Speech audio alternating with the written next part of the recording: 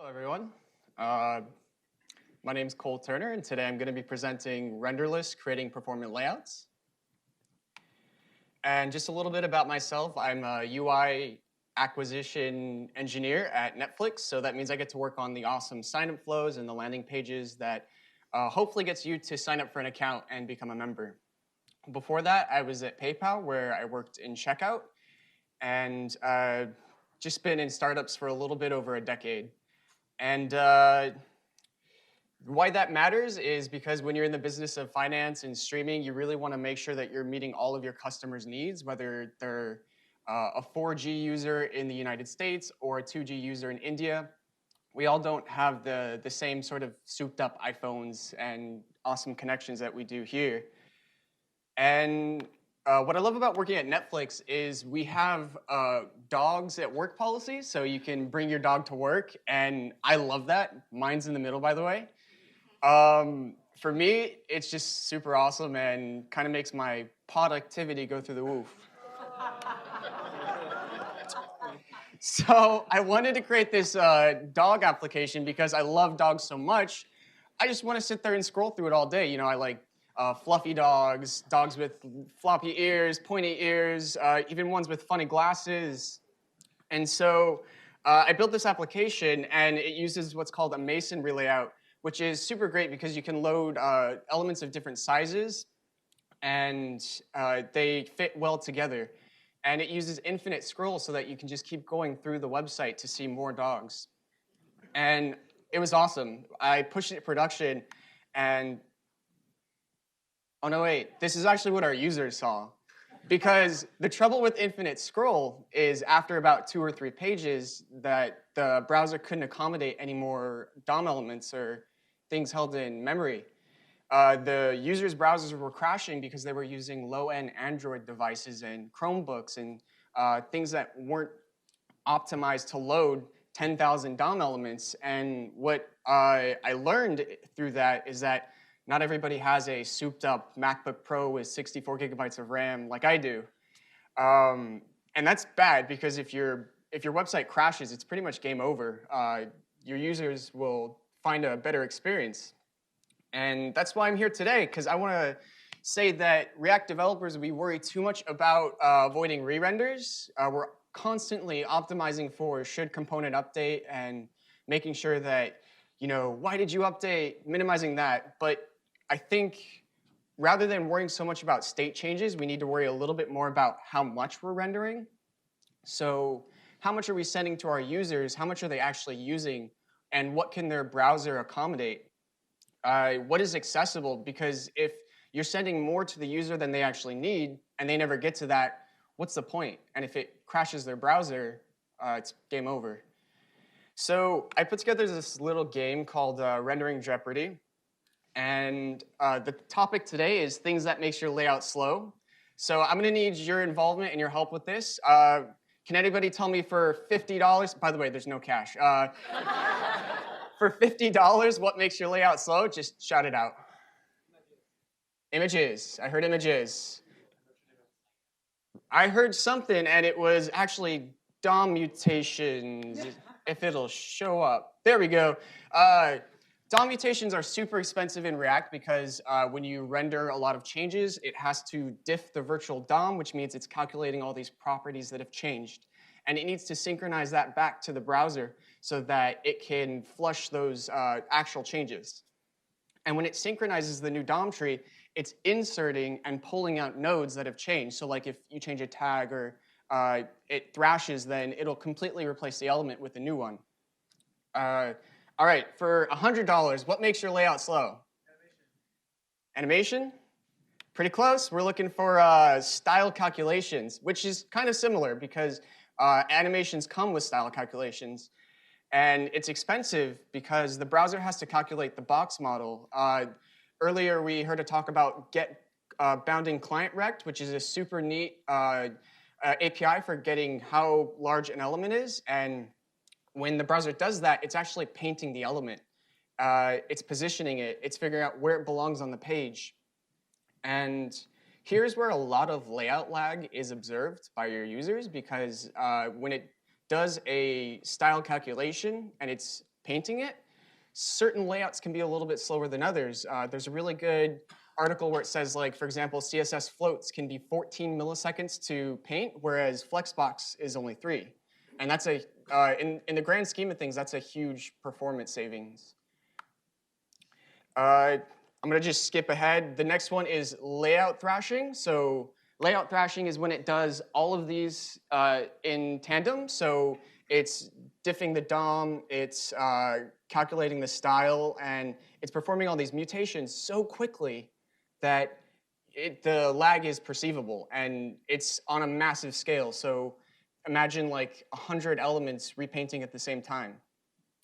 All right, now for our daily double. Can anybody tell me what makes your layout slow? Shout it out. Too much stuff, yes. Rendering all the things, yes. All right, thank you. Woo. I did not plant that.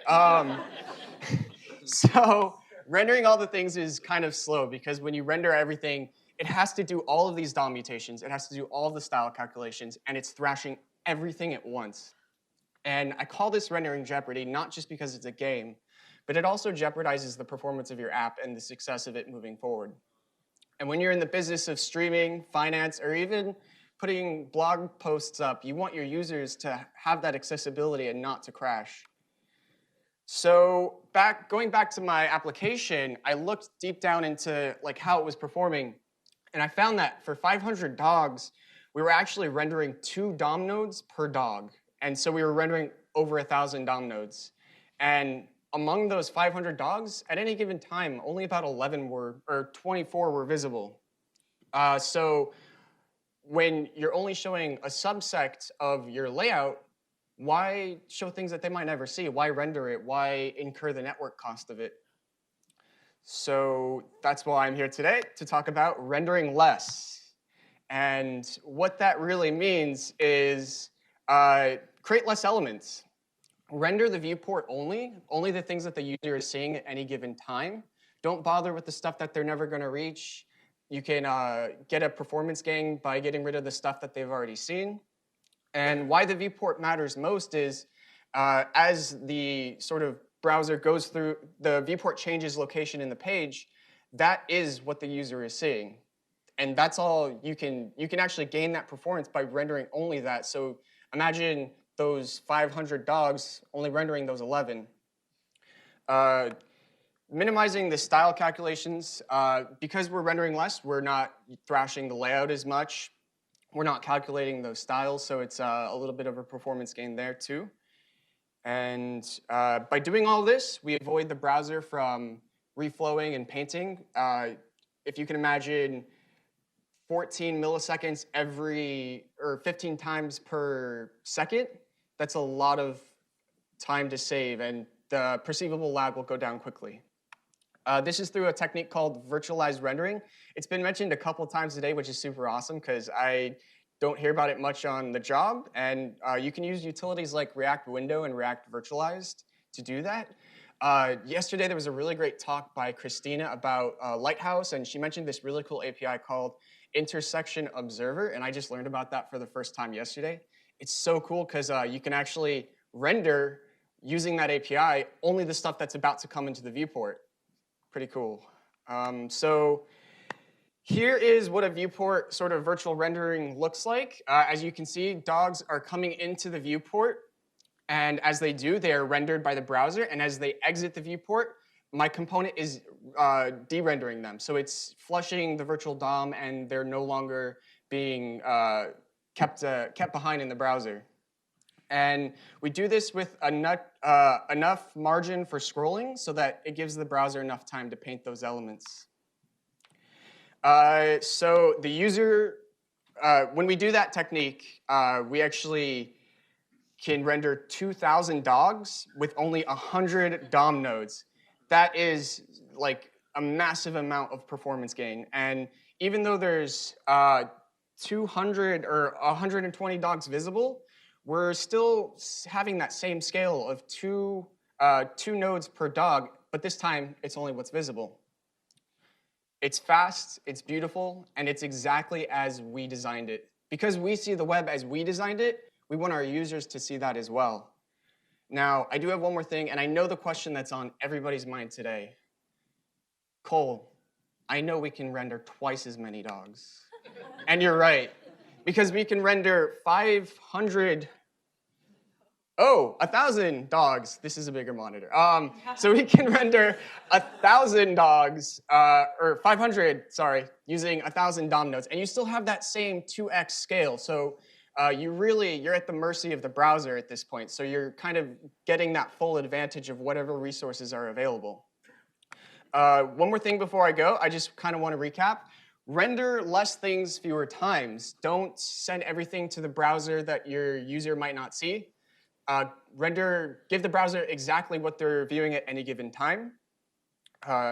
Avoid layout thrashing, so keep an eye on like your browser developer tools or the profiler, which will tell you how many times you're thrashing the layout or calculating styles.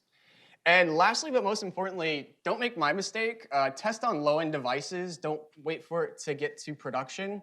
If you're looking for a really great resource for this, check out browserstack.com, and that will let you emulate your website on any device.